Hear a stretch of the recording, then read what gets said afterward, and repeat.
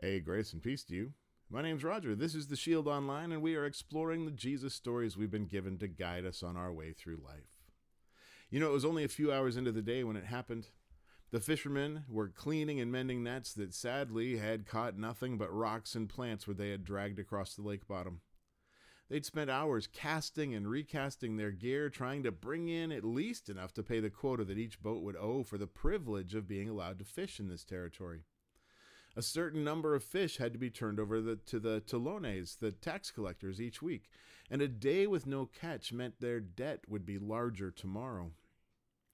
The new taxes were hard enough to pay without a day like today. These two families worked together and they shared their catch to avoid either of them being completely blanked on a day of poor fishing, because failure to catch their quota could mean losing their boats. But today, not so much as a minnow between them. That meant no fish to pay what was owed, and no breakfast beside. Usually, one of the men would be tasked with making a small fire to clean and cook enough of their catch to feed the hungry fishers who had set sail before the first light of day crept over the horizon. As they finished tending to their gear under the late morning sun, they began to snap at one another as their frustration and hunger got the better of them. Oh, no big argument. They were all friends. They relied on one another too deeply for any of them to really be angry with anything more than the situation they found themselves in. And that's when he came wandering up the shoreline, speaking loudly and animatedly to a crowd that seemed to all be trying to stand next to him, even though there were dozens too many for that to happen. Two of the fishermen recognized him before the rest. Andrew wasn't usually part of his family's crew these days because he had become a disciple of a rabbi who was drawing immense crowds near Jerusalem through fiery and dramatic teaching. And it was a great honor that Andrew had been accepted by such a great man, and his visits home were rare these days. But he had come with a small group that were following another teacher, and Simon had persuaded his younger brother to come and fish with them that morning, saying that extra hands were always welcome to help pull in the full nets of fish they hoped to catch. So much for that, huh? Looking up at the group advancing towards them, Andrew saw the man at the head of the procession, and he elbowed his brother in the ribs. "Hey, Simon, look who it is." And Simon glanced up from where he was stowing the nets away on his boat's deck to recognize Jesus, the man his brother had followed back to Capernaum. The brothers had spent a long night with him a few days before, listening to his teaching and asking questions, and generally getting the sense that there was something more, something holy about him. Simon found him fascinating and more than a little intimidating. Jesus had a crowd buzzing around him like bees at an olive tree in bloom. And he looked at those two boats that were pulled up, and he spotted the brothers beside one of them. "Hey, Simon," he called out, "can you do me a favor?" Now, the Sea of Galilee is a lake surrounded by a bowl of low hills, which makes a great natural amphitheater. By putting a dozen or so meters out and anchoring there, Jesus was able to create a small stage where he could sit and talk without the crowd closing in on him. And then the people arrayed on the hillside overlooking his gently bobbing platform, they would all be able to hear him clearly as he taught. And this worked so well that hours passed by until it was midday and everyone was riveted in place the whole time. And Simon was definitely not immune to the power of what he heard. Somehow, the teaching of Jesus was different from what he had experienced before, bringing Scripture to life in ways he had never imagined possible. He was sorry when the teacher told the crowd that he was done, though it was just in that moment that Simon's stomach let out a loud and winding growl because he hadn't eaten and he was hungry. Jesus turned to the men who sat with him in their boat and said, "That's that. Let's go out into the deep water and you can throw your nets out. Let's catch some fish." You can always tell the non-fisherman, right? Trawling on Galilee was a hard-mastered art of knowing when and where to find the schools gathering. And the time you did that was always early in the day, and the place was in the shallow waters and near the shoals, never in the deep. And somehow, Simon found that he was annoyed that a man whose teaching had seemed so sensible just a moment before would say something so obviously foolish now. And maybe it was that flash, or maybe he was hangry, or Maybe he just wanted to show Jesus what he might be, some kind of scholar where it comes to the Torah and the prophets, but it was he, Simon, who was the master when it came to catching fish. And his reply came out dripping with sarcasm. "Oh, master, we've worked hard all night and haven't caught anything, but because you say so, I will let down the nets." "Great," Jesus said, apparently oblivious to Simon's rudeness. And Andrew seemed about to say something, but then he reserved it, and the others took his lead as they rowed out to where Simon pointed, a dark blue patch where the fishermen all knew they stood no chance of catching anything more than water. Well, at least they wouldn't have to work too hard resetting the nets after Simon had taught the rabbi whatever lesson this was supposed to be. When they had shipped their oars, they carefully balanced the boat and then cast the nets in a large swath out over the gentle waves and began to pull in the corners, expecting little or no resistance from the lines. But after the first length or two, the lines seemed stuck. And with a heave, the men managed to budge the net upward a bit, just enough to see that it was full. No more than full. In fact, they could feel the weight breaking some of the netting as they pulled. Holding fast, straining to keep their grip in place, they began to call out to their partners on the shore, the Zebedees. And seeing there was some kind of trouble, Zeb and his crew cast off and rowed out to Simon's boat as fast as they could, and they couldn't believe what they saw. Fish. So many fish. Careful maneuvering got the two boats together, and pulling the nets up, they were able to spill first into one and then back into the other and back and forth again as they tried to empty the catch into both boats without losing any. And they were mostly successful, although a few did manage to flop away or slip out through the growing holes in the overworked netting. It was probably for the best, though, because both boats were so full that even small waves were beginning to lick over the sides, threatening to swamp them. And let me tell you, working the oars while sitting on piles of fish covering over your low benches, that was difficult. But these guys, they did it. They slowly made their way toward shore.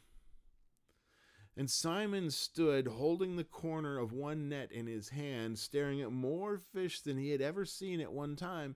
And then he looked back over at Jesus, who sat on one edge of the boat with fish covering his feet up to the knees. And Jesus was looking right at him with a big, "What did I tell you?" grin spread all across his face. And Simon, well, he couldn't really walk because there were too many fish. I guess you could say that he sort of threw himself at Jesus, lying face down on the catch in front of him, and he said, "Go away from me, Lord, I am a sinful man." But then Jesus said to Simon, "Don't be afraid. From now on, you will fish for people." Which was kind of a weird thing to say, but somehow it seemed right. As they reached shore and pulled the boats up, John and Zebedee and their hired men began to sort the catch out, but Simon and Andrew, the sons of John, and James and John, the sons of Zebedee, they left their families and their boats, and they followed Jesus. And for the next 3 years or so, they lived lives that were filled with confusion and amazement and wonder as they came to learn that Jesus was no ordinary teacher. In fact, he was no ordinary man. And then there were those dark days when he was taken from them, arrested, beaten, executed in a horrible and public way, forcing them to hide from the shame and fear that they might be next. And then another miracle. Jesus, alive, appearing to them to teach them things they hadn't understood about the Messiah being identified by death and resurrection. And then he was gone until a week later he appeared again, showing them more, but still not staying, giving them time to think about what he said and what it might mean. It was a lot to take in, just like the catch on that first day when they became his disciples. Their mental nets were strained to the breaking point, and they waited to see what would happen next. Simon, who they had started calling Rocky after the nickname Jesus had given him, Petrus, the Rock.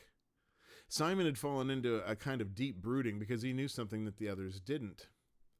He knew that when Jesus was taken, he had betrayed the teacher even more than Judas Iscariot had, and Judas was dead now, taking his life in an effort to escape the shame of what he had done. Betraying a friend was bad. Betraying the friend and teacher who they had come to realize was connected to the divine was a weight too heavy for any person to carry. Whatever Judas had hoped to accomplish by selling the master to the men who killed him, it hadn't come to pass the way he'd expected. And that shame and self-loathing had been too much, and he had sought to end his pain rather than seeking help to face what he had done. And Simon Peter carried the same weight. But Jesus was alive, resurrected, and he wasn't sure how to address it or how to set it down. He couldn't bring himself to share it with the others. How he'd so casually denied the master, not speaking up for him or even admitting that he knew him, going so far as to swear an oath to God that he didn't. And then hearing the rooster crow and seeing that Jesus was looking right at him while he refused to even be associated with this man that he believed wholeheartedly was the Messiah. Peter could feel that look. Sorrow and pity and disappointment all mixed together as if he was the one on trial, not Jesus. And then there was the running, the hiding, the tears, the sadness, and this weight that pressed in on his soul. And he couldn't bring himself to tell anyone, not even Andrew, what he had done. It was all too much.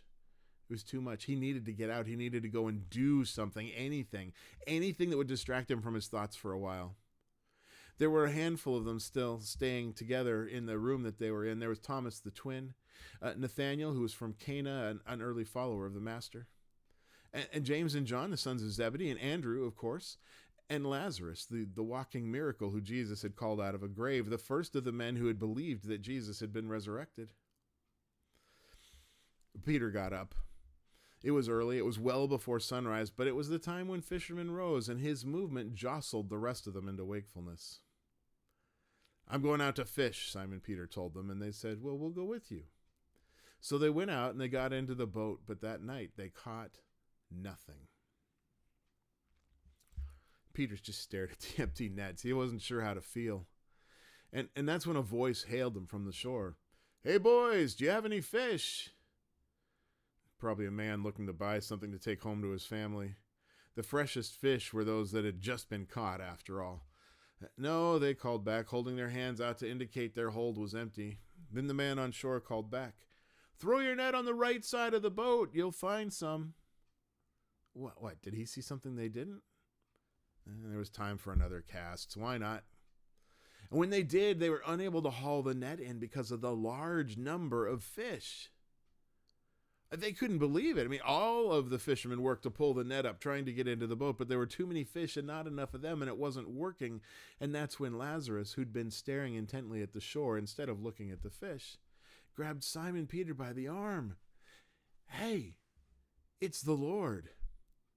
And Peter, who'd stripped down to his underthings as he worked, as fishermen usually did, he heard that. He grabbed his robe, tied it around his waist, jumped into the water, and began paddling towards shore like some kind of mad dog trying to reach land. The others, knowing that they couldn't get the boat into the net with Peter, so they would never do so without him, they just secured the lines to the boat and then worked on rowing their way to shore, dragging that net full of fish behind them. Fortunately, they were only about 100 meters out, and the water was shallow enough that they were soon able to wade in, and between the 6 of them, pull the boat up on the shore. There was a fire going, already burned to coals, just right for cooking. Bread was on a stone to the side, baking, and really, there was fish too? Jesus smiled at them and said, "Well, bring some of the fish you just caught." And this seemed to wake Peter up, and he realized he's standing next to the fire just watching Jesus tend to the meal, not working. So he ran down to help pull the net in and sort the catch. And even though they had no quota to meet that day, they did as fishermen have done with every catch for thousands of years before and since. They counted how many they had. And there were 153 of them, all a good size, a couple bigger than they had ever caught before. They brought the largest ones to Jesus, who said for them to come and eat. And he gave them bread and he gave them fish, and they watched and they ate in near silence because they had no idea what to say. It was the third time they had seen him since he had been raised from the dead. As they finished eating, Jesus said to Peter, "Hey, take a walk with me." And they went for a stroll down the beach. Now, Peter, for all these years they'd been with Jesus, he'd been known to make these declarations that his love for Jesus was the greatest of all the followers. In fact, on that last night, the night that Jesus was arrested, at that supper they all had together, he told Jesus that he would go with him anywhere and that he would even lay his life down for the master, which Jesus had responded to by saying, "Really? Before the rooster crows tomorrow, you will have disowned me 3 times, which I'm sure offended our friend Simon the Rock, and which I am also sure had become part of the private shame that he was carrying, which is why there's something deeply moving and poignant about Jesus opening the discussion that they are about to have by asking, 'Simon, son of John, do you still love me more than anyone else does?'" Oh, like a knife right into Peter's heart. It's as if Jesus is making him face his failure head on, and his reply is more than a little defensive. "Yes, Lord," he said, "you know that I love you." Jesus said, "Feed my lambs." But he wasn't done. Again, Jesus said, "Simon, son of John, do you love me?" He answered, "Yes, Lord, you know that I love you." And Jesus said, "Take care of my sheep." Now, Peter's reply seems less defensive this time. Perhaps realizing Jesus wasn't taking him aside to rebuke him, reject him, or expel him, helped him answer more honestly this time. "You know that I love you, Lord." And Jesus said, "Shepherd my sheep." But then he still didn't let the matter drop. The 3rd time, he said to him, "Simon, son of John, do you love me?" And Peter kind of crumpled inside. Sure, his first reply was a little defensive, so it was completely fair that Jesus asked again. But that second one was totally heartfelt. Did the teacher think he was lying? Had he screwed up so much that even when he told the truth, he was going to have his word questioned? He said, "Lord, you know all things. You know that I love you." And Jesus looked at him with eyes filled with compassion and this deep caring, as if he knew exactly what Peter was feeling in that moment. And he said gently but firmly, "Feed my sheep." And Peter understood.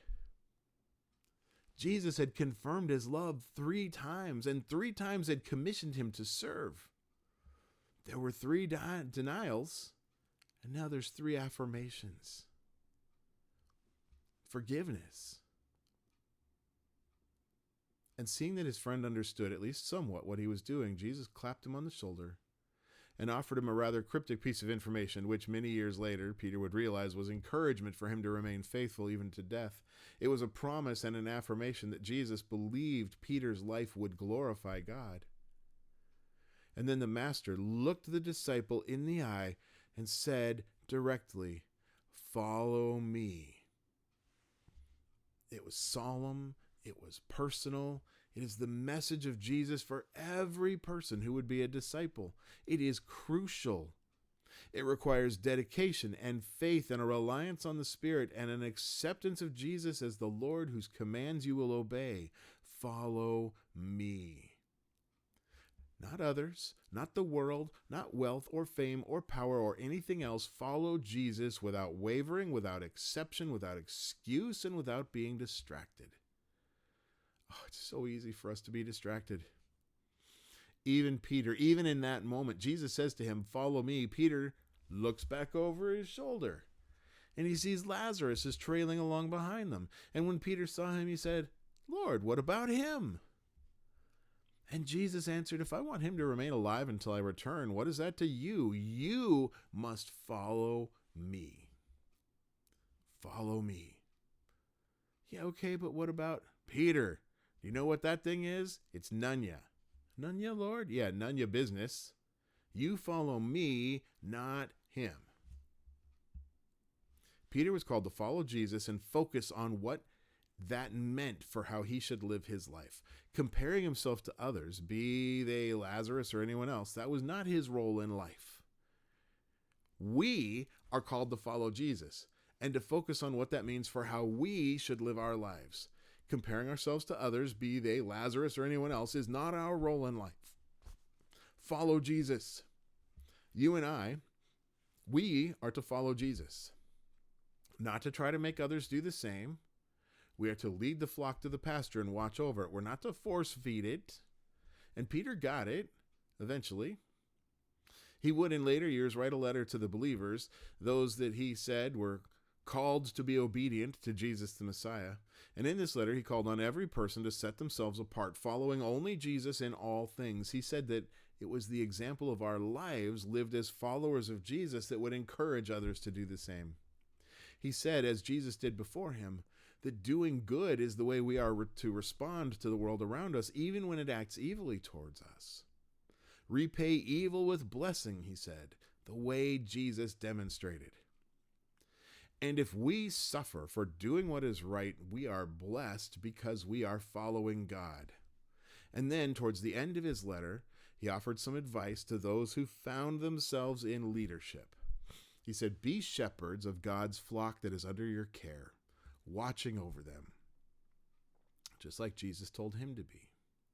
How? By being an example of what it means to submit yourself to Jesus, following only him. See, Peter got it. Do you? You're called to follow Jesus, to keep your focus on how you are to do that, right? That is all that matters. Amen? I'm going to stop there for today. Hey, I want you to remember this. As you ponder the things that you've heard this week, last week, and any of these other stories, I want you to think about this. Wherever you go, whatever circumstance or situation you've gotten yourself into, you have nothing to fear. Because you cannot go anywhere that God isn't already present. What you need to do is set your focus on following God. Just turn and go with God. Grace and peace to each and every one of you in the coming week. I will see you next time.